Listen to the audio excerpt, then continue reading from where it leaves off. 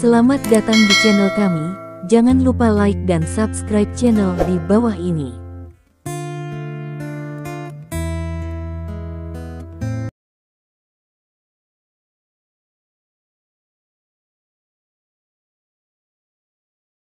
Bab 2491. Kebangkitan 4 kali lipat, kebangkitan sumber super.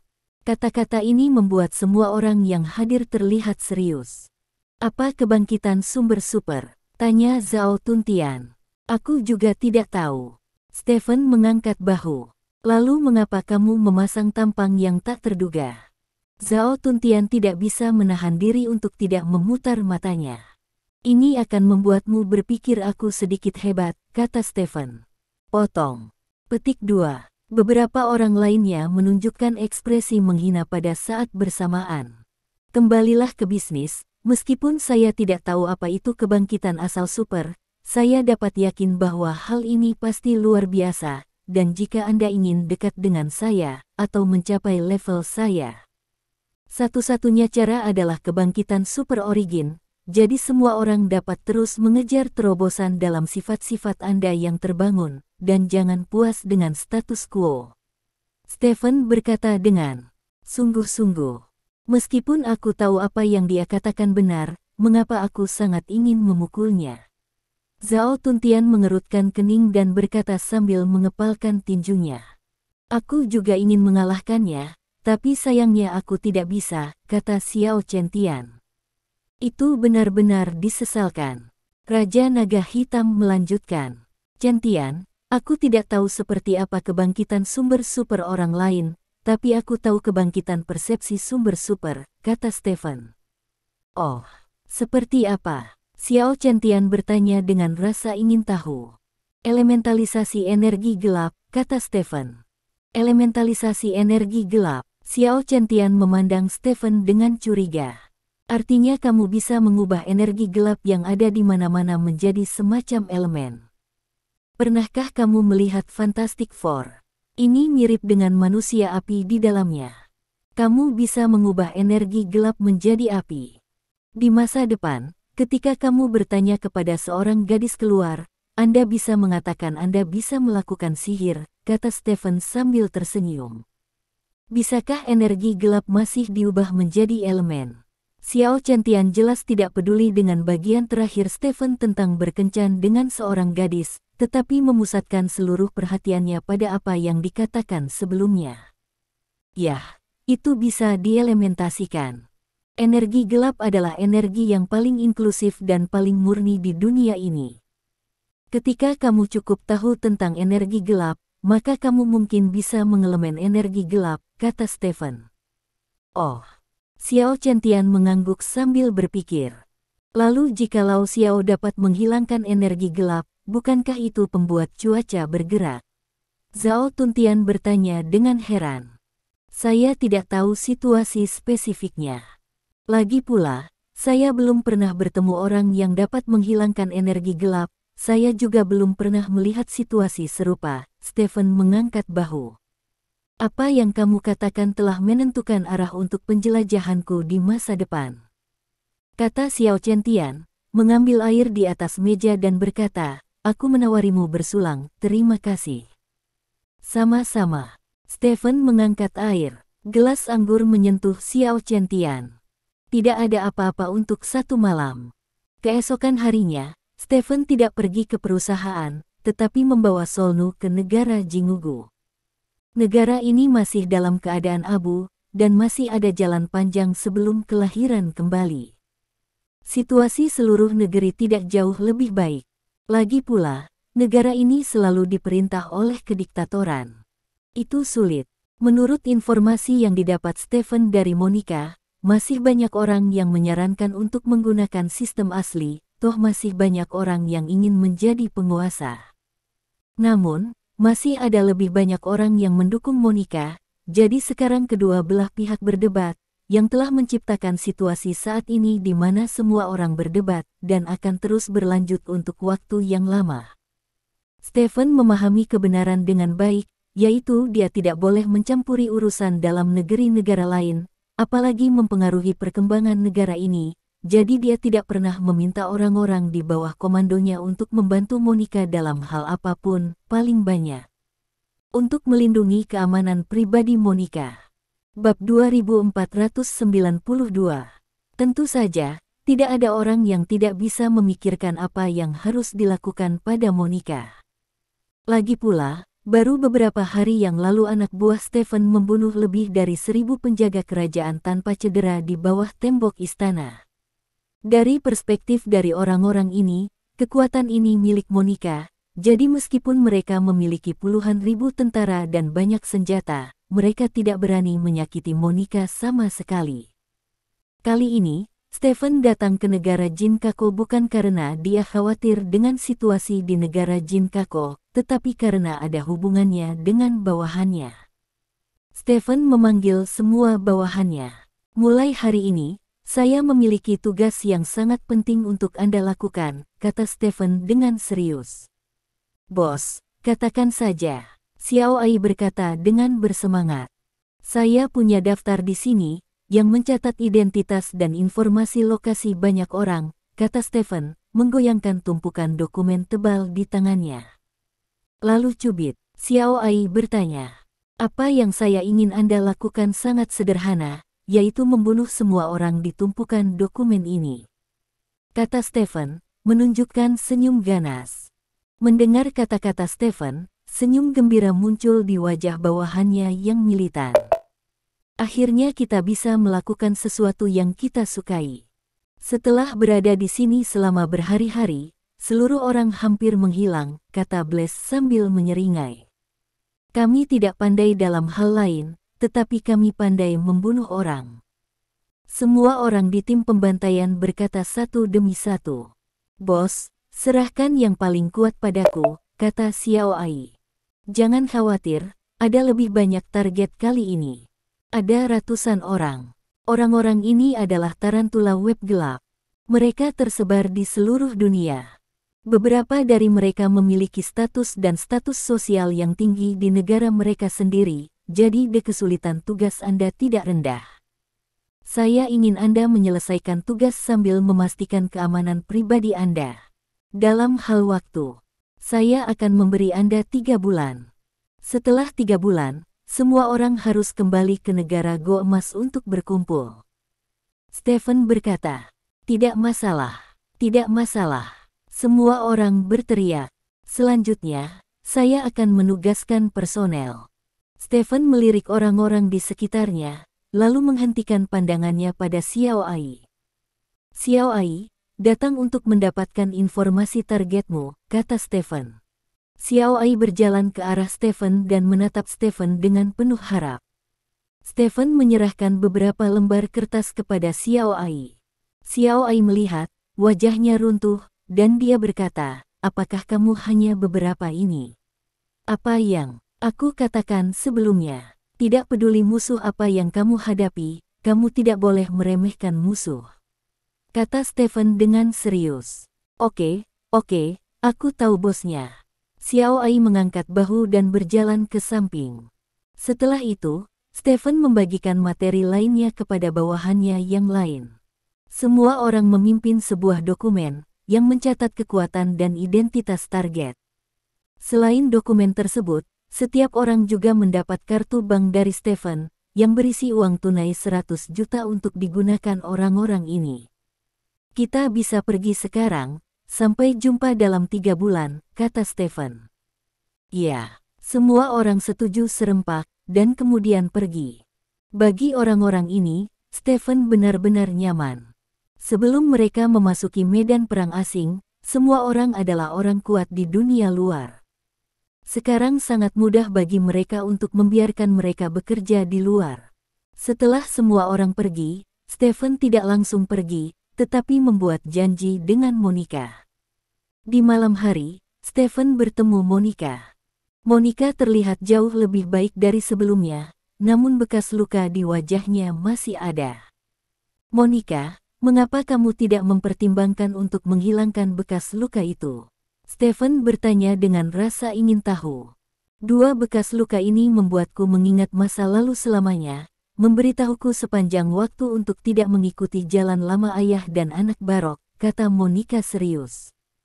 Bagaimana pertemuanmu? Stephen bertanya. Situasinya sangat bagus. Saat ini, saya telah berhasil membujuk banyak angkatan bersenjata dan mendapatkan dukungan mereka. Selain itu, ada beberapa yang tidak mendukung saya. Saya juga yakin dapat membujuk mereka dalam minggu depan. Namun demikian, apa yang mereka berikan kepada saya tidak banyak waktu, mereka hanya bersedia memberi saya setengah tahun. Jika saya tidak membuat prestasi yang cukup baik dalam setengah tahun ini, maka mereka mungkin masih akan mengeluarkan saya dari kekuasaan, dan kemudian biarkan ini negara menjadi seperti sebelumnya lagi, kata Monica. Dalam hal pencapaian politik, saya bisa memberi Anda beberapa, kata Stephen. Bisakah kamu memberiku prestasi politik? Monica menatap Stephen dengan heran. Ya, saya datang ke negara Jingugu sebelumnya dan menemukan bahwa Anda kekurangan satu hal, kata Stephen. Kami kekurangan banyak hal, kata Monica. Ya, saya tahu itu, seperti makanan, obat-obatan, tetapi Anda harus mencari bantuan dari komunitas internasional untuk hal-hal ini. Saya tidak dapat membantu Anda secara langsung. Hanya ada satu hal yang dapat saya lakukan untuk Anda. Dan itu adalah energi, kata Stephen. Energi. Monica memandang Stephen dengan takjub dan bertanya, energi apa yang bisa Anda berikan kepada kami? Petik 2. Saya berencana membangun beberapa pembangkit listrik tenaga nuklir di sini untuk menyediakan energi yang cukup bagi negara Anda. Stephen berkata dengan serius. Benarkah? Monica memandang Stephen dengan heran. Dia tidak pernah berpikir bahwa Stephen ingin membangun pembangkit listrik tenaga nuklir untuk negara mereka. Anda tahu, pembangkit listrik tenaga nuklir adalah sumber daya strategis.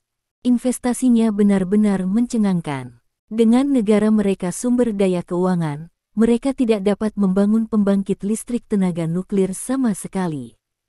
Hanya ada sedikit pembangkit listrik tenaga panas di negara mereka, dan sebagian besar output daya seluruh negara bergantung pada otonomi masing-masing daerah. Misalnya, tempat Anda memiliki lebih banyak tenaga angin, cukup bangun beberapa kincir angin. Jika daerah Anda kaya akan sumber daya air, maka bangunlah beberapa pembangkit listrik tenaga air. Model perolehan energi yang mengandalkan gunung untuk memakan gunung dan air untuk memakan air jauh dari memenuhi kebutuhan seluruh negeri, sehingga hampir sebagian besar negara Jingugu diselimuti kegelapan di malam hari, dan hanya malam-malam di beberapa malam pertama. Kota-kota besar gelap, akan ada cahaya yang lebih terang. Tentu saja itu benar. Pada tahap awal, saya mungkin menginvestasikan sekitar 500 miliar yuan, dan investasi selanjutnya sekitar 800 miliar yuan.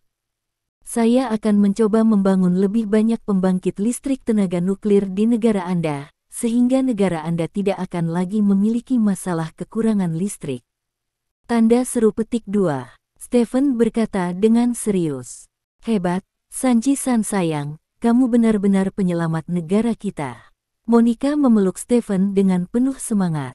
Bab 2493. Stephen sepenuhnya merasakan antusiasme Lao Hei. Monica memeluknya, dan dia tidak tahan diremas, jadi dia segera mendorong Monica menjauh. Haruskah saya mengatakannya atau tidak? Jika Monica menutupi wajahnya, sosoknya pasti tidak ada artinya, dan Monica tidak sepenuhnya gelap seperti orang kulit hitam lainnya. Warna kulitnya mendekati coklat, corak seperti itu Stephen juga lebih dapat diterima. Pantas saja Mu dan mengulurkan cakar ajaibnya ke Monica. Wanita seperti itu diperkirakan termasuk wanita cantik top di negeri Jingugu. Tuan Sanji, bisakah saya mengumumkan ini kepada teman-teman saya? Tanya Monica. Tentu saja. Stephen mengangguk sambil tersenyum dan berkata, tetapi ada satu hal yang perlu Anda ketahui, yaitu, Anda tidak boleh mengungkapkan identitas saya. Saya akan membiarkan bawahan saya menghubungi Anda atas nama perusahaan, dan kami akan membangun pembangkit listrik tenaga nuklir. Ini bukan untuk kesejahteraan umum, kami akan mengenakan biaya untuk penggunaan energi, tetapi harganya akan cukup rendah untuk memastikan bahwa setiap rumah tangga mampu membeli energi. Oke, tidak masalah, saya akan tegas tentang identitasmu. Rahasiakan, Sanji-san, kata Monica. Tidak apa-apa, masalah ini diselesaikan seperti ini. Tim negosiasi bisnis khusus akan datang untuk menghubungi Anda nanti. Saya tidak akan berpartisipasi dalam operasi khusus. Saya akan pergi dulu, kata Stephen. Apakah kamu tidak ingin tinggal beberapa hari lagi? Negara kita sedang mengalami perubahan yang cepat, tidakkah kamu ingin melihat lebih banyak lagi? Tanya Monica. Saya sama sekali tidak tertarik dengan perubahan di negara Anda. Stephen memfitnah di dalam hatinya, tetapi berkata dengan senyum di mulutnya, saya benar-benar ingin melihat perubahan di negara Anda, tetapi saya bisa membantu, saya memiliki terlalu banyak hal yang harus dilakukan. Stephen mengangguk, lalu berbalik dan pergi. Setelah berpisah dengan Monica, Stephen terbang kembali ke China langsung dengan Solnu. Setelah itu, Stephen segera memberi perintah kepada Dong Jian untuk memulai perusahaan energi. Akan membangun pembangkit listrik tenaga nuklir di negara Jingugu. Ketika Dong Jian mendengar pikiran Stephen, dia merasa sedikit lamban. Lagi pula, pembangkit listrik tenaga nuklir bukanlah hal yang dapat dibangun oleh orang biasa. Ya, pada dasarnya tidak ada masalah di sana. Untuk pihak kami, jika Anda tidak tahu cara membangun pembangkit listrik tenaga nuklir, Anda dapat pergi ke Zihu dan mencari cara membangun pembangkit listrik tenaga nuklir. Seseorang akan memberi tahu Anda. Saya hanya bertanggung jawab untuk membayarnya, kata Stephen. Kamu benar-benar memberiku tugas yang luar biasa, kata Dong Jian dengan senyum masam. Solnu perlu diisi ulang, tapi tidak selalu bisa diburu-buru di dalam negeri, yang kemungkinan akan menimbulkan kecurigaan dari orang lain. Lagi pula, Solnu membutuhkan terlalu banyak energi. Jika kita dapat membangun beberapa pembangkit listrik tenaga nuklir di bawah kita kendalikan diri kita sendiri di negara Jingugu, maka Solnu dapat diisi ulang dengan berani dengan percaya diri. Efek dari hal itu pada saya jauh melebihi hal lain di dunia ini. Di masa depan, kita saudara mungkin memiliki kesempatan untuk pergi ke matahari untuk melihat bintik matahari, pergi ke Saturnus untuk melihat cincin Saturnus. Stephen berkata dengan penuh semangat. Yah, aku akan fokus pada masalah ini, kata Dong Jian.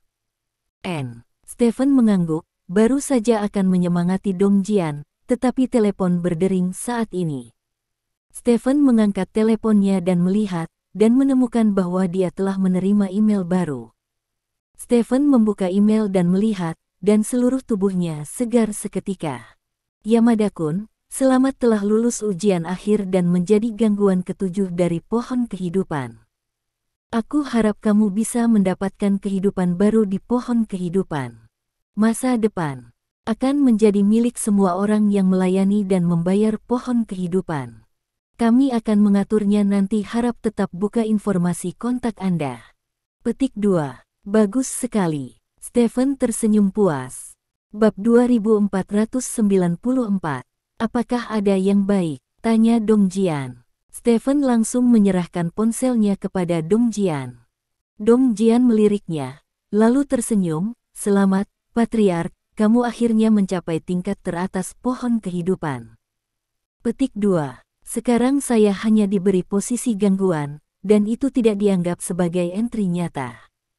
Ketika saya memiliki kesempatan untuk melihat gangguan lain, maka saya harus benar-benar terintegrasi ke dalam pohon kehidupan. Kata Stephen. Bagaimanapun, kita sudah memiliki awal yang sangat baik, kata Dong Jian. Stephen mengangguk, merasa sangat bersemangat di dalam hatinya. Lagi pula, menurut apa yang dikatakan Yasuda di awal, kekacauan sudah menjadi bos terbesar kedua di pohon kehidupan. Dan sekarang dia adalah gangguan, yang akan memainkan peran penting dalam menggali bagian atas dari seluruh pohon kehidupan. Saat ini, ponsel Stephen berdering lagi. Kali ini ternyata panggilan dari klan naga. Stephen mengangkat telepon dan bertanya, ada apa? Direktur, saya punya berita penting. Sinar cahaya yang tidak dapat dijelaskan muncul di wilayah laut medan perang ekstrateritorial yang asli. Kata ujung telepon yang lain. Apa? Markas besar klan naga. Stephen, beberapa raja naga lainnya dan pejabat tinggi semuanya berkumpul di markas komando tertinggi. Pada monitor LED komando tertinggi, sebuah gambar mengejutkan Stephen dan yang lainnya. Di layar, seberkas cahaya tampak ditembakkan dari dasar laut, langsung melesat ke langit. Sinar pisau ini sebenarnya tidak besar, hanya setebal kepalan tangan, tetapi kecerahannya sangat tinggi, dan seluruh tubuhnya berwarna biru. Gambar-gambar di atas dikirim kembali oleh kami melalui kamera di wilayah laut medan perang ekstrateritorial. Sinar cahaya muncul 31 menit yang lalu, dan telah mempertahankan kecerahan seperti itu sejak kemunculannya. Sekarang banyak negara telah meluncurkan diskusi terkait tentang penyebabnya. Pancaran I menurut gambar real-time yang dikirim kembali oleh kapal selam Jiaolong, pancaran cahaya tersebut berasal dari bawah dasar laut dan sepertinya ditembakkan dari posisi yang sangat dalam. Namun, karena kemampuan operasi bawah air kami yang terbatas, kami saat ini tidak dapat mendeteksi dasar laut. Gali untuk menemukan sumber cahaya.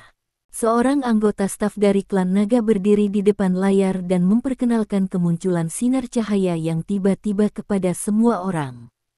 Direktur, apa sebenarnya ini? Tanya Zhao Tuntian. Dalam pandangan Zhao Tuntian, Stephen memiliki rahasia paling banyak dan paling tahu, jadi dia mungkin tahu apa itu sinar. Tapi Zhao Tuntian ditakdirkan untuk kecewa, karena Stephen tidak tahu apa itu. Aku tidak tahu. Stephen menggelengkan kepalanya, melihat ke sinar dan berkata, aku belum pernah melihat hal seperti itu, bahkan laser tidak dapat memiliki kecerahan seperti itu setelah ditembak langsung dari bagian bawah laut ke permukaan laut. Anda lihat dalam video yang diambil oleh Jiaolong, berkas cahaya sangat terang di dasar laut, juga sangat terang di permukaan laut, dan juga kecerahan yang sama. Di langit, cahaya ditransmisikan karena media yang berbeda dan sumber cahaya lain gangguan, kecerahan akan sangat berubah. Tapi sebenarnya biru, bukan benar-benar biru, kata staf itu. Semua orang tenggelam dalam pemikiran yang dalam. Beberapa waktu yang lalu, medan perang asing tiba-tiba tenggelam, dan masih belum ada penyelidikan untuk mengetahui alasannya. Akibatnya, sebuah cahaya keluar dari tempat sunyi medan perang asing, yang bahkan lebih membingungkan. Apakah tenggelamnya medan perang asing terkait dengan cahaya ini? Seseorang bertanya. Itu mungkin. Anggota staf mengangguk, sebelum Stars and Stripes Kingdom mengirim pesawat untuk mendeteksi sinar cahaya ini dari jarak dekat, tetapi ketika pesawat terbang di atas sinar cahaya ini, pesawat langsung meleleh. Pencitra termal mendeteksi pancaran cahaya ini dan menemukan bahwa suhu internal cahaya telah mencapai 10.000 derajat yang mencengangkan, bahkan melebihi suhu di permukaan matahari. Tidak ada kebocoran di dalam pancaran. Bahkan jika Anda berdiri 1 meter dari pancaran, kamu tidak bisa merasakan suhu apapun. Petik 2. Apa-apaan ini? Zhao Tuntian mengerutkan kening. Tidak peduli hantu macam apa dia, penampilan benda ini bukanlah hal yang baik, kata Stephen dengan cemberut. Semua orang yang hadir saling memandang dengan cemas, dan mengangguk serempak. Lagi pula, sebelum seberkas cahaya ini muncul, medan perang luar meledak dan tenggelam, dan karena ledakan dan tenggelamnya medan perang luar, puluhan ribu orang tewas di wilayah laut ini. Pada saat yang sama, makhluk di luar medan perang meninggalkan medan perang luar karena ini. Rantai biologis dunia berdampak besar. Lagi pula, banyak makhluk di medan perang di luar domain tidak memiliki musuh alami di dunia luar. Misalnya, hantu, seperti naga bumi. Hal-hal ini sebelumnya dibatasi di area tertentu di medan perang ekstrateritorial, dan yang mereka temui hanyalah manusia yang kuat, dan ketika mereka meninggalkan medan perang ekstrateritorial untuk pergi ke dunia luar, mereka pasti akan memilikinya. Dampak yang sangat besar di dunia luar, dan orang biasa tidak memiliki kemungkinan untuk bertahan hidup menghadapi hal-hal ini. Singa, harimau, dan gajah, mantan penguasa makhluk luar, akan sepenuhnya menjadi adik laki-laki di depan hal-hal ini. Staf klan naga di medan perang di luar wilayah diperintahkan untuk terus mengintensifkan penyelidikan mereka, dan mereka harus mencari tahu sumber, penyebab, dan fungsi berkas cahaya ini. Jaga komunikasi yang baik dengan negara lain, dan mencoba untuk menyerang. Petik 2. Selain itu, tulis laporan terkait dan kirimkan ke atasan agar mereka membuat keputusan. Petik 2. Stephen dengan cepat mengeluarkan banyak perintah. Setelah itu, Stephen mengumumkan akhir pertemuan. Dia langsung meninggalkan markas klan naga, dan kemudian terbang ke wilayah laut yang tenggelam di medan perang ekstrateritorial di Solnu. Tidak lama kemudian, Stephen tiba di atas wilayah laut. Di kejauhan, seberkas cahaya biru melesat langsung ke langit. Stephen membiarkan Solnu terbang ke atas hingga mencapai angkasa, sebelum berkas cahaya menghilang. Ini membuat Stephen menghela nafas lega, yang berarti berkas cahaya terbatas pada bumi. Jika berkas cahaya ini masih menembak keluar angkasa, maka Stephen berpikir hal-hal akan menjadi masalah besar, karena tidak ada jaminan bahwa benda ini mungkin memiliki hubungan dengan alien atau semacamnya, dan ketika menarik beberapa alien, maka buku ini adalah benar-benar fiksi ilmiah. Bab 2495.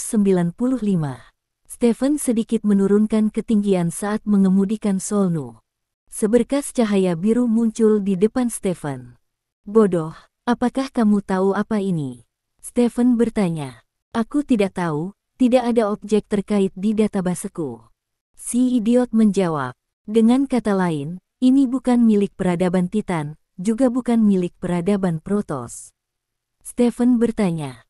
"Tidak ada di database saya, bukan berarti dia bukan dari peradaban Titan dan peradaban Protoss." "Mungkin database saya tidak cukup bagus," kata si idiot. "Oh." Stephen mengangguk, lalu membuka palka Solnu dan terbang keluar. Stephen terbang kurang dari 1 meter di depan Lan Guang. Cahaya biru sangat bagus untuk dilihat dan sangat damai. Jika bukan karena pesawat yang meleleh oleh benda ini, Stephen tidak akan pernah percaya bahwa suhu benda ini bisa mencapai 10.000 derajat. Stephen memiliki keinginan untuk memasukkan tangannya untuk melihat apa yang akan terjadi. Namun, ini hanya impulsif. Jika Anda meletakkan tangan Anda pada suhu tinggi puluhan ribu derajat, itu mungkin akan menguap dalam sekejap. Dia tidak ingin menjadi Yang Guo. "Aku menggunakan detektor di Solnu untuk melakukan deteksi sederhana terhadap berkas cahaya, dan aku menemukan sesuatu." Suara idiot itu tiba-tiba terdengar. "Penemuan apa?" Stephen bertanya. "Sinar cahaya ini sepertinya terbuat dari energi gelap," kata si idiot. "Komposisi energi gelap." Stephen tertegun sejenak, lalu mengaktifkan kemampuan persepsi Sensou. Energi gelap di sekitarnya langsung terlihat, tetapi pancaran cahaya di depannya jelas berbeda dari energi gelap. "Ini bukan energi gelap," kata Stephen. "Itu bukan energi gelap, tapi kelihatannya seperti bentuk unsur dari energi gelap," kata si idiot. "Elementalisasi energi gelap, kebangkitan asal super?" Stephen bertanya dengan ngeri. "Ada sangat sedikit catatan kebangkitan sumber super di database saya. Melalui analisis satu-satunya catatan, berkas cahaya ini memang sangat mirip dengan manifestasi elementalisasi energi gelap, dan kemungkinan besar elementalisasi gelap telah difotonisasi." Kata bodoh. Fotonisasi elemen gelap. Stephen mengerutkan kening, menatap berkas cahaya di depannya dan berpikir keras. Jika elemen gelap difotonisasi, apakah itu berarti jika seseorang sangat terbangun, mereka dapat menembakkan sinar seperti itu? Tanya Stephen. "Kamu bisa berpikir begitu?" kata si idiot. "Seseorang menembakkan seberkas cahaya pada suhu 10.000 derajat. Bukankah itu meriam utama tubuh manusia? Jika ada yang kesal, tembak saja dia, dan semua orang akan mati," kata Stephen. "Dalam database saya, kebangkitan super origin hanya ada di antara pembangkit tenaga listrik tingkat atas dari keluarga Protoss. Kekuatan tempur mereka sendiri jauh melebihi kapal perang, dan mereka bahkan dapat membantai seluruh armada oleh satu orang, kata si idiot. Lalu bagaimana kamu bertarung? Tidak peduli seberapa kuat para Titan, mereka tetaplah tubuh fana. Bagaimana mereka bisa menahan panas 10.000 derajat? Tanya Stephen. Fotonisasi energi gelap hanyalah manifestasi dari elementalisasi energi gelap. Dalam basis data saya yang ada, tidak ada protos yang dapat memfotonisasi energi gelap. Namun, bahkan elementalisasi lain pun sama kuatnya. Namun, begitu tubuh Titan dinaikkan menjadi yang ekstrim, mereka masih bisa menahan kerusakan yang disebabkan oleh elementalisasi energi gelap dengan tubuh fisik mereka, dan para Titan tingkat Titan bahkan bisa memasuki bintang dengan tubuh fisik mereka untuk waktu yang singkat. Kata si idiot. Bab 2496. Sialan ini. Stephen merasa bahwa pintu ke dunia barunya telah dibuka secara paksa lagi. Kekuatan Protoss dan Titans benar-benar di luar imajinasinya. Kedua belah pihak tidak hanya memiliki kapal perang yang jauh melampaui peradaban teknologi bumi, tetapi mereka juga memiliki kekuatan tempur satu tubuh yang sangat menakutkan. Peradaban seperti itu diperkirakan akan terjadi. Ditempatkan di alam semesta, itu pasti peradaban teratas. Dibandingkan dengan ini, peradaban bumi benar-benar sampah. Setiap klan Titan tingkat Titan acak mungkin akan menghancurkan bumi. Faktanya, bumi juga memiliki senjata yang dapat menimbulkan ancaman bagi Titan setingkat Titan, seperti bom nuklir. Kekuatan ledakan bom nuklir cukup untuk menghancurkan Titan setingkat Titan, kata si idiot. Kamu tahu semua ini? Stephen bertanya dengan heran. Basis data saya telah mencatat banyak kasus para Titan yang bertempur di luar negeri. Di antaranya adalah perang antara para Titan dan peradaban tingkat rendah tertentu. Jalur perkembangan peradaban di sisi lain dekat dengan bumi, dan mereka juga mengembangkan senjata nuklir. Selama perang, senjata nuklir mereka membunuh seorang komandan Titans pada waktu itu, dan itu adalah pembangkit tenaga listrik setingkat Titan. Kata si idiot. Sangat kuat. Apa hasil dari perang itu? Tanya Stephen. Hasil akhir dari perang itu adalah memusnahkan peradaban pihak lain, kata si idiot. Bukankah itu berarti bahwa senjata nuklir dapat menyebabkan kerusakan pada pembangkit tenaga listrik tingkat Titan? Tanya Stephen. Para Titan juga memiliki senjata yang sangat mematikan, dan hasil perang tidak akan berubah dengan kematian beberapa orang. Menghadapi peradaban tingkat rendah, para Titan memiliki keuntungan yang jelas, kata si idiot. Jadi, kita juga peradaban rendah. Stephen bertanya. Kamu adalah peradaban yang lebih rendah dari peradaban yang lebih rendah.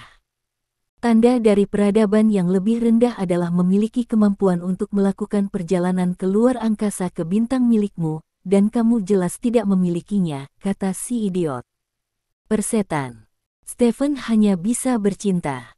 Namun, selama kamu bisa menjadi pembangkit tenaga setingkat Titan, peradabanmu bisa mencapai peradaban menengah. Ada dua indikator untuk mengukur peradaban menengah. Salah satu indikatornya adalah apakah ada pembangkit tenaga setingkat Titan di peradaban tersebut. Kata si idiot. Hanya satu orang saja sudah cukup. Stephen bertanya dengan heran. Ya, pembangkit tenaga listrik tingkat Titan dapat menghancurkan peradaban tingkat rendah dalam banyak kasus. Alasan mengapa pembangkit tenaga listrik tingkat Titan jatuh dalam perang melawan peradaban tingkat rendah itu terutama karena orang kuat itu mereka yang ceroboh, jika tidak bom nuklir tidak akan pernah bisa memukulnya. Kata si idiot. Oh, apakah ada manfaatnya dalam peradaban menengah? Tanya Stephen. Tidak ada gunanya, kata si idiot. Stephen tidak bisa membantu tetapi memutar matanya. Tidak ada gunanya. Kenapa kamu tidak membiarkanku menghitung jumlah kata? Tidak bisa dikatakan tidak ada manfaatnya sama sekali. Setidaknya satu pembangkit tenaga setingkat Titan dapat menghalangi banyak peradaban. Bahkan para Titan tidak akan memulai perang dengan enteng di hadapan peradaban menengah dengan pembangkit tenaga setingkat Titan, karena jika tidak mungkin dibunuh oleh orang kuat itu akan membawa bencana bagi peradaban mereka. kata si idiot. Bagaimana dengan indikator lain dari peradaban menengah? Stephen bertanya. Stellar capacitor, kata si idiot. Pemanen energi bintang. Stephen bertanya dengan heran, apa itu? Petik 2. Ini adalah perangkat yang dapat langsung menyerap dan memanfaatkan energi bintang. Begitu peradaban mengembangkan pemanen energi bintang, ia dapat menyerap energi dari bintang. Jika energi digunakan oleh suatu peradaban, itu berarti peradaban tersebut telah mencapai peradaban menengah. Kata si idiot. Bukankah itu bola Dyson? Kata Stephen. Saya tidak tahu apa itu bola Dyson, kata si bodoh. Bola Dyson adalah perangkat yang mengelilingi seluruh matahari dan kemudian mengekstraksi energi dari payung matahari. Stephen menjelaskan dengan sederhana. Itu bisa dipahami sebagai penyerap energi bintang, kata si idiot. Yah, semakin banyak kamu tahu, semakin kamu merasa kecil. Stephen tidak bisa menahan nafas. Alam semesta jauh lebih mengasyikkan daripada yang kamu pikirkan di bumi, kata si idiot. Stephen mengangguk, lalu berbalik dan kembali ke Solnu, lalu mengendalikan Solnu meninggalkan wilayah udara. Pada saat yang sama, berita kemunculan berkas cahaya di medan perang ekstrateritorial menyebar dengan cepat ke seluruh dunia. Berita ini tidak bisa disembunyikan, karena terlalu banyak kapal yang beroperasi di perairan terdekat, dan seberkas cahaya langsung melesat ke langit, yang terlihat jelas dari jarak yang sangat jauh. Ketika gambar sinar menyebar ke ribuan rumah tangga, seluruh masyarakat manusia mendidih.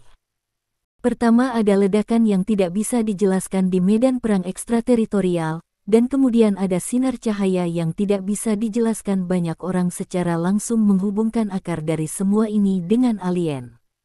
Selain alien, bisakah kamu menemukan alasan lain untuk menjelaskan semua ini? Banyak organisasi non-pemerintah dan individu mulai secara spontan pergi ke wilayah laut tempat kecelakaan itu terjadi. Untuk mencegah kecelakaan, pejabat dari berbagai negara harus memblokir wilayah laut puluhan kilometer di sekitar Balok, dan dengan tegas melarang kapal tidak resmi mendekat. Dalam sekejap mata, beberapa hari telah berlalu, dan komentar tentang alien telah sepenuhnya difermentasi dalam beberapa hari ini. Banyak penggemar alien telah menangkap media sosial utama, mengklaim bahwa tenggelamnya medan perang luar angkasa dan kemunculan cahaya biru yang tiba-tiba adalah produk alien, dan beberapa bahkan mengatakan bahwa sinar biru adalah mercusuar yang dipasang oleh alien di bumi, bertanggung jawab untuk memandu arah armada alien, dan tidak lama lagi armada alien akan menyerang bumi. Segala macam ucapan membuat suasana seluruh masyarakat tiba-tiba tegang.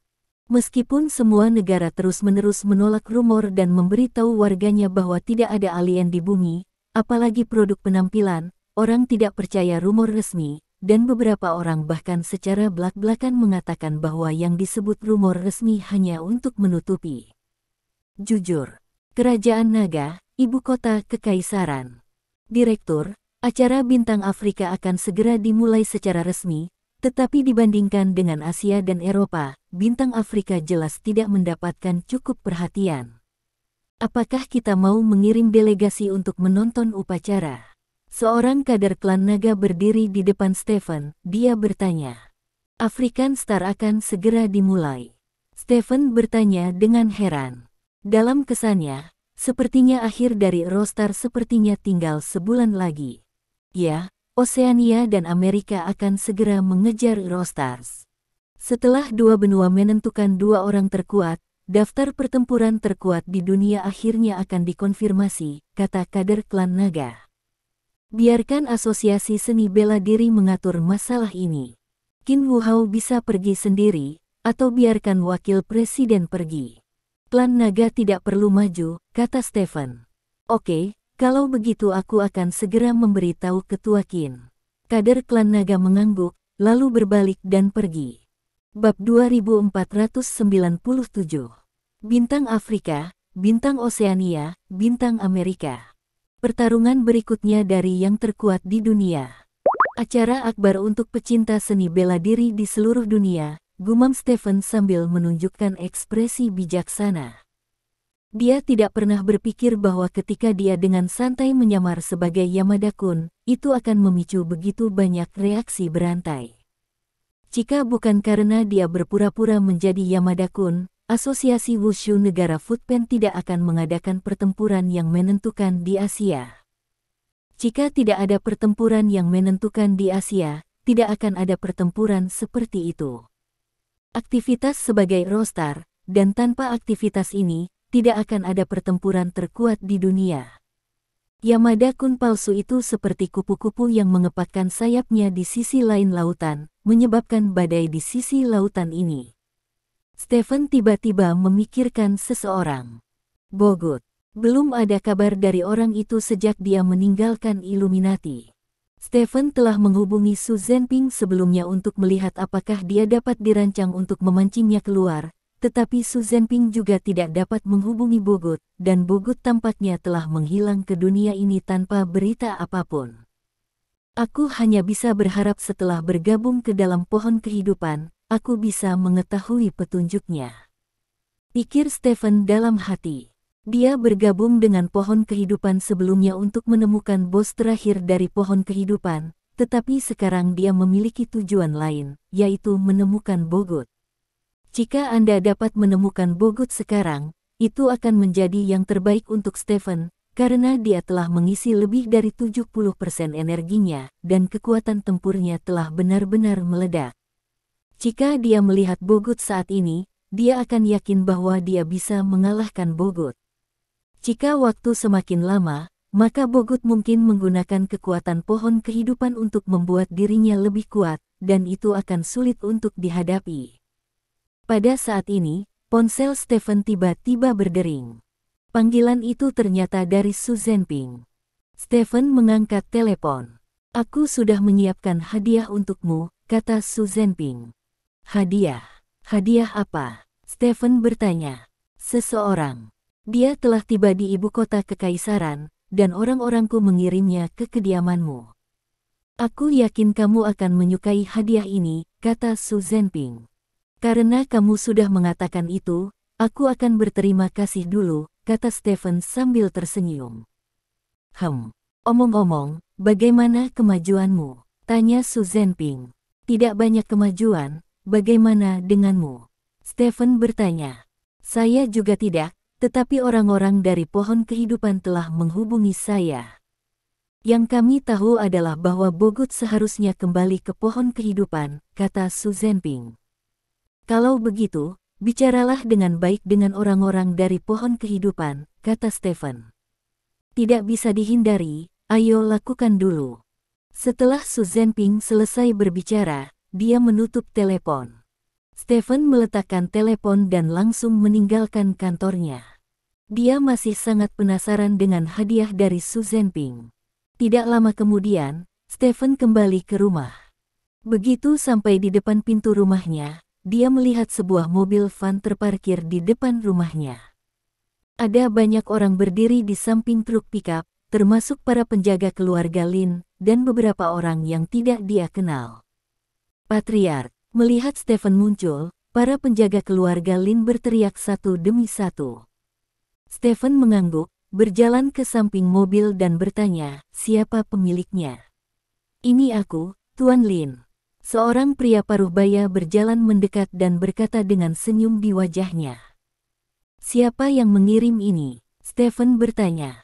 "Itu dikirim oleh Tuan Su," kata pria paruh baya itu. "Oh." Stephen mengangguk, lalu berkata, "Buka gerbongnya." Petik 2. "Ya." Kemudian, kompartemen dibuka. Sebuah kotak kaca besar muncul di depan Stephen. Ketika Stephen melihat orang yang duduk di dalam kotak kaca, pupil matanya sedikit menyusut. Setelah itu, Stephen meminta bawahannya untuk memindahkan kotak kaca itu ke ruang bawah tanah terdekat. Di ruang bawah tanah, Stephen berdiri di depan kotak kaca. "Sampai jumpa lagi." Stephen menatap orang di dalam kotak tanpa ekspresi dan berkata. Pria di dalam kotak memandang Stephen dan berkata dengan senyum di wajahnya, "Kita bertemu lagi." Petik 2. Bab 2498. Tahukah kamu, ketika kamu merebut Bogut dariku, dunia akan mengalami krisis karena tindakanmu. Stephen memandang ke sisi lain dengan dingin dan bertanya. Saya baru saja menerima perintah dari Presiden. Saya setia kepada Presiden. Saya akan melakukan apapun yang dia minta, seperti mencuri bogut, atau memberikannya kepada Anda sebagai hadiah dari Presiden. Pihak lain tersenyum kata, apakah kamu bersedia datang? Stephen bertanya dengan heran. Ya, Presiden mengatakan bahwa dia perlu memperkuat persahabatannya dengan Anda, jadi saya datang ke sini sebagai hadiah dari Presiden, dan terserah Anda untuk membunuh atau memotongnya, kata pihak lain. Sekarang Stephen sedikit terkejut, dia tidak pernah berpikir bahwa pria di depannya akan datang ke rumahnya atas inisiatifnya sendiri. Pria yang duduk di kotak kaca ini tidak lain adalah Wei Aning, yang sudah lama dia rindukan. Jika terjadi kesalahan, pasti ada iblis. Ini adalah sudut pandang Stephen yang konsisten. Jika Su Zhenping menangkap Wei Aning dan mengirim Wei Aning kepadanya, maka dia tidak akan merasa aneh, tetapi sekarang Wei Aning dikirim oleh Su Zhenping ke inisiatifnya sendiri lalu dia merasa sangat aneh. Sebenarnya, kamu tidak perlu berpikir itu sangat aneh, Wei Aning berkata sambil tersenyum, aku selalu menjadi anggota Illuminati, dan aku telah menerima dana dari Illuminati sejak aku masih kecil. Loyalitasnya adalah sangat tinggi sehingga jika Presiden meminta saya untuk mati, saya bisa mati. Cita-cita saya dalam hidup, selain wanita, adalah membuat Illuminati lebih kuat. 2 hari yang lalu, Presiden menemukan saya dan mengatakan bahwa dia akan mengorbankan saya. Di menukar persahabatan dan kepercayaan Anda, saya setuju, jadi saya muncul di sini. Petik 2. Stephen mengerutkan kening, mengambil ponselnya dan berjalan keluar dari ruang bawah tanah, memanggil Su Zhenping. Saya ingat ketika saya menelepon Anda sebelumnya, Anda mengatakan bahwa Anda tidak mengenal Wei Aning, kata Stephen. Ya, saya benar-benar tidak tahu Wei Aning. Wei Aning dilatih oleh Salah, dia tidak ada dalam ingatan saya, tetapi setelah beberapa hari saya mencari semua dokumen, saya tahu keberadaan Wei Aning, saya juga tahu. Banyak hal yang Salah lakukan ketika dia menduduki tubuhku, jadi aku menemukan Wei Aning, dia menunjukkan kesetiaan yang tak tertandingi kepadaku, atau dia menunjukkan kesetiaan yang tak tertandingi kepada Salah. Awalnya aku berencana untuk mengambilnya dan memberikannya kepadamu, tetapi aku menemukan hal-hal itu sepertinya tidak serumit itu. Wei Aning benar-benar rela mati untukku, jadi aku menyelamatkan proses penangkapannya. Aku tidak tahu apakah kamu menyukai hadiah ini, kata Su Zhenping. Sejujurnya, saya sangat menyukainya, tapi saya juga sedikit gugup, kata Stephen. Jangan khawatir, tujuanmu dan tujuanku sama. Jika seorang Wei Aning bisa mendapatkan lebih banyak kepercayaan darimu, maka aku benar-benar bersedia mengorbankannya, kata Su Zhenping. Tujuan kita memang sama. Stephen mengangguk. Sekarang saya telah mengirimkan orang itu kepada Anda. Jika Anda ingin membunuh atau memotongnya, itu terserah Anda, kata Su Zhenping. Baiklah, terima kasih, kata Stephen, menutup telepon, berbalik dan berjalan kembali ke ruang bawah tanah, dan sampai di depan kotak kaca. Yah, apakah kamu percaya dengan apa yang aku katakan? Kata Wei Aning. Ya. Stephen mengangguk dan berkata, meskipun saya sedikit terkejut bahwa Anda mengambil inisiatif untuk mengantarkan ke pintu saya, yang harus saya katakan adalah bahwa saya tidak akan berhati lembut. Anda hancur saat Anda mendekati wanitaku. Hanya satu dari kita yang bisa hidup di dunia ini. Petik 2. Aku tahu itu. Wei Aning mengangguk. Stephen berjalan ke kotak kaca, mengangkat tangannya dan mengusap kotak kaca itu. Ledakan. Kotak kaca itu pecah. Aku sangat menyukai hadiah dari Su Zhenping ini. Stephen menyeringai pada Wei Aning dan berkata, aku juga akan memberimu kesempatan untuk bertarung denganku. Jika kamu bisa membunuhku, maka kamu bisa pergi dari sini. Petik 2. Bukan lawanmu. Wei Aning menggelengkan kepalanya. Itu tidak pasti, kata Stephen. Kamu sudah jauh lebih kuat dari sebagian besar orang di dunia ini, tetapi demi bertahan hidup, kupikir aku bisa memperjuangkannya, sehingga kamu bisa membuat terobosan. Wei Aning tertawa. Kalau begitu mari kita coba. Stephen mengangkat tangannya dan membanting ke depan. Beberapa menit kemudian, Stephen menginjak-injak Wei Aning di bawah kakinya. Tidak ada yang baik tentang Wei Aning. Darah mengalir dari mulut dan hidungnya. Kurasa, seperti yang diduga, keajaiban bukan milik orang sepertiku, kata Wei Aning dengan suara lemah. Apakah ada hal lain yang ingin kamu katakan? Stephen bertanya. Ya, ada satu hal yang harus saya katakan, kata Wei Aning. Apa? Stephen bertanya. Istri yang kamu cari. Benar-benar cantik, kata Wei Aning. Pa. Stephen menjerit dan tiba-tiba tenggelam. Tubuh Wei Aning bergetar, dan tidak ada lagi gerakan. Stephen menatap Wei Aning. Pria yang membuatnya merasa tersangkut di tenggorokannya akhirnya mati saat ini juga. Dia merasakan rasa nyaman yang tak terlukiskan di sekujur tubuhnya. Seolah-olah sepotong makanan segar lama akhirnya sembuh. Stephen berbalik dan berjalan keluar dari ruang bawah tanah. Tidak lama kemudian, sekelompok orang masuk ke ruang bawah tanah dan membawa pergi jenazah Wei Aning. Sejak itu, Wei Aning menghilang dari dunia.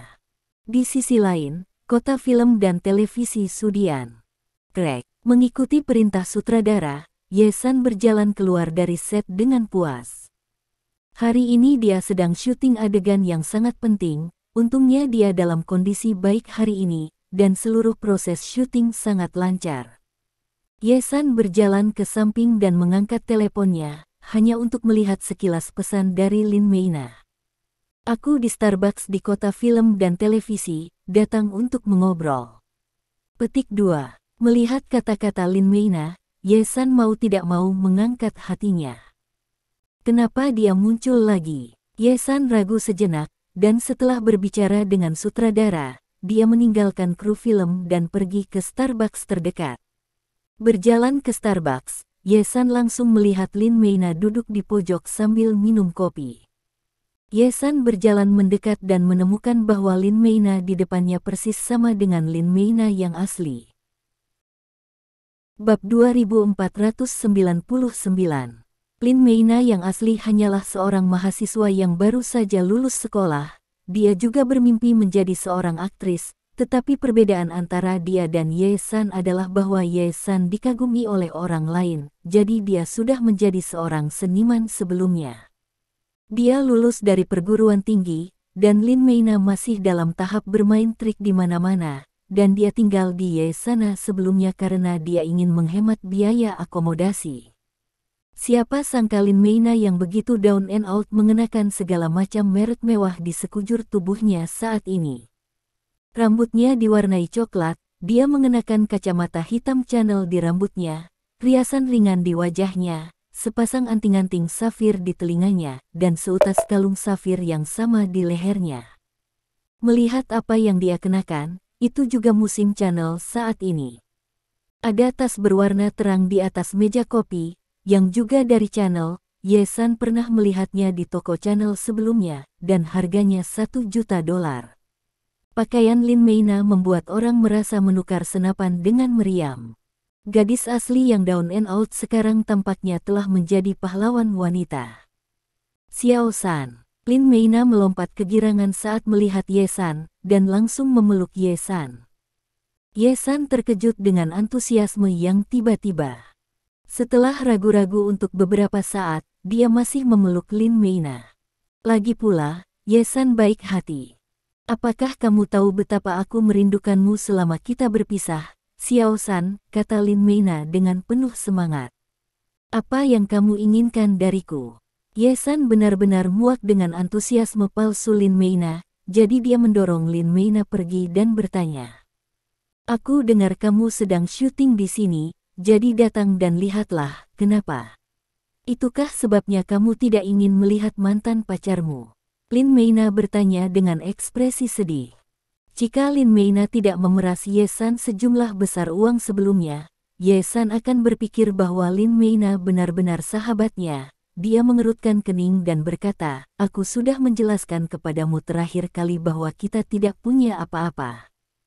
Hubungannya dengan satu sama lain lagi. Pergi. Petik 2. Kamu sangat tidak berperasaan. Lin Meina mengerutkan bibirnya dan berkata dengan sedih, sebenarnya, setelah waktu itu, aku menyesali hal-hal yang aku lakukan setiap hari. Kami adalah teman baik di kampus. Aku juga terobsesi dengan hantu pada saat itu, jadi saya melakukan hal seperti itu, Xiaoshan, saya. Dengan tulus meminta maaf kepada Anda, tolong maafkan saya. Hidup saat ini sangat baik, dan aku tidak ingin diganggu olehmu lagi, kata Ye San. Oke. Lin Meina menghela nafas, dan berkata, karena kamu bersikeras untuk tidak memaafkanku, maka aku tidak punya pekerjaan. Apakah ada hal lain? Jika tidak, aku harus pergi, kata Ye San. Sebenarnya masih ada hal kecil, kata Lin Meina. Jika kamu membutuhkan bantuanku, jangan sebutkan itu, kata Ye San. Aku benar-benar membutuhkan bantuanmu untuk masalah ini, tapi masalahnya sangat kecil. Seperti ini, beberapa waktu lalu, aku syuting film dengan seseorang, dan aku berperan sebagai pahlawan wanita. Syuting sudah dimulai, tapi setengah jalan melalui pembuatan film saat itu, investor lain menarik modalnya, dan sekarang drama kami telah berhenti syuting karena kekurangan uang. Jika ini terus berlanjut, drama ini akan menjadi pornografi. Anda tahu, impian saya sama dengan impian Anda. Saya seorang bintang wanita. Drama ini adalah harapan saya untuk debut, jadi saya tidak bisa membiarkan drama ini kotor. Ketika saya meminta Anda untuk mendapatkan 10 juta, saya sebenarnya ingin membuat drama seperti itu. Sekarang saya masih membutuhkan sedikit uang. Saya harap Anda dapat meminjamkan saya beberapa, dan saya pasti akan mengembalikannya kepada Anda. Lin Meina berkata dengan serius. Apakah kamu sudah berinvestasi dalam film? Ye San bertanya dengan heran. Benar, film urban, The Ultimate Guard of the School Ballet, menghabiskan biaya 3 juta yuan hanya untuk membeli hak cipta, dan menginvestasikan 5 juta yuan dalam investasi. Masih ada celah pendanaan sekitar 10 juta yuan, kata Lin Meina. Lin Meina, meskipun aku tidak terlalu pintar, kamu tidak bisa menganggapku bodoh. Pakaianmu bernilai lebih dari 1 juta dolar. Jika kamu benar-benar ingin membuat film, mengapa kamu menghabiskan jutaan dolar untuk ini hal-hal? Ye San berkata dengan nada menghina. Ini adalah kebutuhan hidup, bukan? Jika saya ingin menjadi karakter, saya harus berkemas sendiri, jadi saya membeli barang-barang ini, kata Lin Meina. Jika Anda benar-benar kekurangan uang, maka jual barang-barang Anda terlebih dahulu, lalu ambil naskahnya untuk mencari investor. Jika itu benar-benar buku yang bagus, tidak akan ada kekurangan orang untuk berinvestasi. Saya tidak akan meminjamkan Anda uang. Saya tidak ingin ada hubungannya dengan Anda sekarang, dan Anda tidak ingin datang kepada saya lagi, kata Ye San. Bab 2500. Ini sangat tidak berperasaan, Ye San. Apakah kamu lupa siapa yang ada di sisimu saat kamu sedih? Aku sangat sedih, aku tidak menyangka persahabatan kita bernilai 10 juta. Lin Meina kecewa berkata, kaulah yang merusak persahabatan kita. Aku akan pergi dulu dan tidak akan pernah melihatmu lagi, kata Ye San, berencana meninggalkan Starbucks. Namun saat ini, Lin Meina meletakkan ponselnya di atas meja, lalu menyalakan layar. Foto skala besar Ye San tiba-tiba muncul di layar. Foto-foto ini semua dikirim ke Stephen oleh Ye San sebelumnya. Kamu bajingan. Ye San mengulurkan tangan dengan bersemangat untuk mengambil telepon, tetapi Lin Meina mengambil telepon kembali dengan cepat. Bukankah kamu mengatakan kamu akan menghapus semua hal ini? Mengapa mereka masih ada di ponselmu? Ye San berkata dengan bersemangat. Siapa yang mengira ketika saya melihat-lihat tempat sampah hari itu, saya menemukannya. Saya masih memiliki banyak foto seperti ini dan catatan obrolan skala besar antara Anda dan Stephen. Ye-san, saya tidak ingin menggunakan ini untuk menemukan Anda. Uang, tetapi saya tidak ada hubungannya sekarang. Anda memberi saya 10 juta lagi, dan saya akan memberi Anda ponsel ini. Semua foto dan catatan obrolan Anda ada di ponsel ini. Lin Meina dikatakan. Apakah kamu pikir aku bodoh? Jika kamu dapat memerasku untuk kedua kalinya, kamu dapat memerasku untuk ketiga kalinya. Jika aku membayarmu kali ini, maka aku akan menjadi mesin admu mulai sekarang. Ye kata San dengan wajah hitam. Saya bersumpah kepada Tuhan bahwa ini adalah yang terakhir kalinya. Jika ada waktu berikutnya, Anda dapat memanggil polisi dan menangkap saya. Kata Lin Meina. Apakah menurutmu aku tidak akan memanggil polisi sekarang? Kata Ye-san, mengangkat ponselnya. Xiao-san, jangan lakukan ini. Lin Meina meraih tangan Ye-san dan berkata, kita tidak perlu sejauh itu, aku hanya butuh 10 juta, sungguh, 10 juta sudah cukup, kamu memberiku 10 juta lagi, saya berjanji untuk menghapus semua foto dan catatan obrolan yang terkait dengan Anda. Jika Anda memanggil polisi, tidak hanya saya akan habis, tetapi Anda juga akan habis. Percayalah, karir Anda sedang dalam masa pertumbuhan yang cepat, sekali foto Ye muncul pria, bahkan jika Anda adalah korban, karir Anda sudah berakhir. Petik 2. Mendengar Lin Meina menyebutkan kariernya, Ye-san ragu-ragu. Memang, dia saat ini sedang dalam masa kenaikan yang cepat. Dengan penampilannya yang luar biasa di Tebangkitnya Menantu, dia bahkan diharapkan memenangkan penghargaan Magnolia tahun depan. Jika sebuah skandal pecah saat ini, bahkan jika kemampuan Stephen dapat dengan mudah menyelesaikannya, tetapi bagaimanapun juga skandal itu adalah skandal, dan dia yang sedang naik daun pasti akan mengalami pukulan yang menghancurkan. Melihat Ye-san ragu-ragu, Lin Meina buru-buru menyerang saat setrika masih panas. Untukmu, berapa 10 juta yuan? Itu hanya gaji kecil untukmu, dan pacarmu adalah Stephen. Siapa Stephen? 10 juta tepat untuk bos besar dengan kekayaan bersih beberapa triliun yuan. Untukmu, itu mungkin setara dengan 1 sen.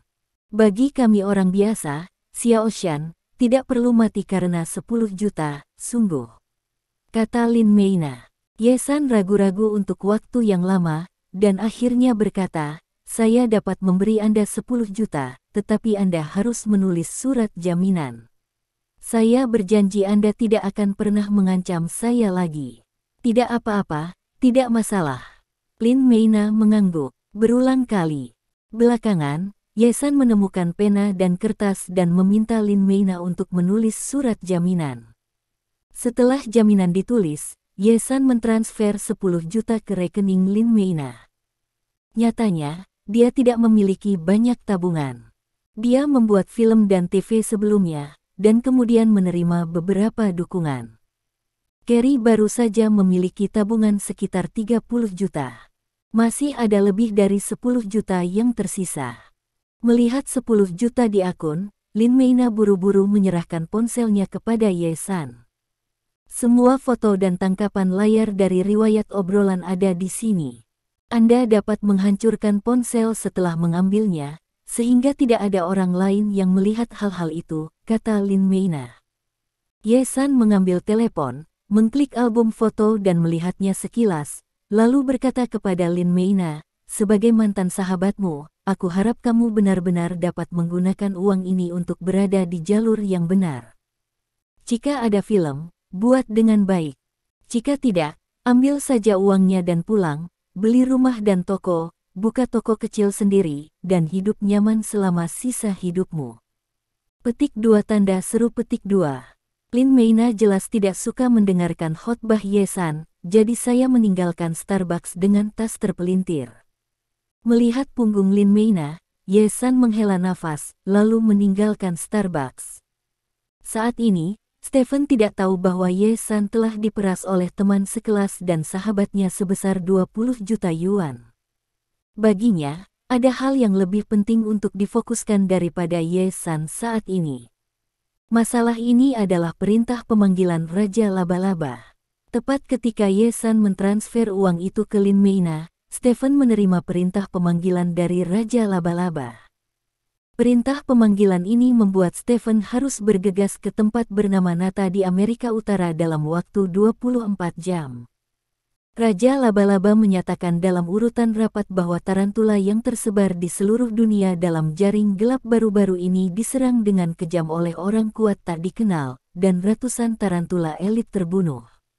Ini adalah kerugian besar dan tantangan besar bagi web gelap. Raja Laba-Laba ingin mengumpulkan kekuatan tempur terkuat di jaring gelap saat ini, dan mendiskusikan cara menghadapi kelompok kekuatan bermusuhan yang tiba-tiba muncul di Nata ini. Melihat perintah pemanggilan ini, Stephen sangat gembira. Dia meminta mereka yang berada di bawah komandonya untuk membunuh tarantula di Darknet, dan sekarang akhirnya mencapai hasil.